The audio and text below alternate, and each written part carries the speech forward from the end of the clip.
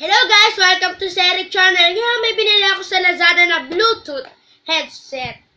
Okay, let's unbox it para makita natin kung paano siya mag-explore. Mga 500 plus to nung binili ko sa Lazada. Ito yung Bluetooth headset. May gauge siya para sa tenga para hindi agad madunog pa nag-chug-chug-chug-chug yung takbo-takbuhan, yung concert or kaya pag nagja-jogging kayo. May isa pang box. Ano kaya laman nito?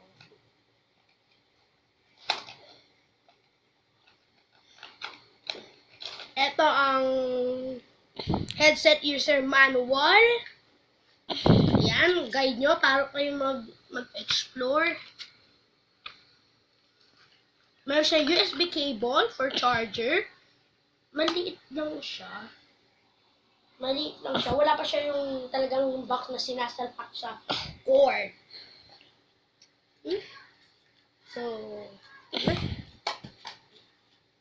So this is the Bluetooth headset. You just pull it. Para siya buksan, may makikita kang blue, is ibig sabihin yan, stud mode siya. Pero, pagpapatay naman, pindutin mo matagal, makikita ka rin, patay na siya. Pero, pag i-connect mo sa Bluetooth, para makapag-explore ka, kailangan nag-blue-red, like this.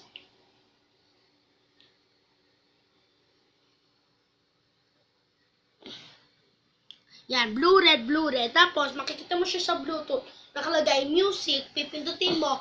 Pero pag meron nakalagay na password, lagay mo apat na 0. Makikita mo siya dito sa user manual.